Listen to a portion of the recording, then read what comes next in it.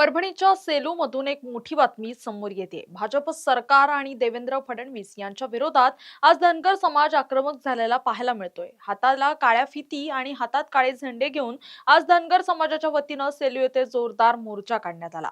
2014 मध्ये भाजपनं दिलेलं आरक्षणाचं आश्वासन पाळलं नसल्याचा आरोप करत 29 जुलै हा दिवस धनगर समाजाकडून संपूर्ण महाराष्ट्रात फसवणूक दिवस म्हणून पाळला जातोय। पाहुयात यावरचा हा विशेष रिपोर्ट।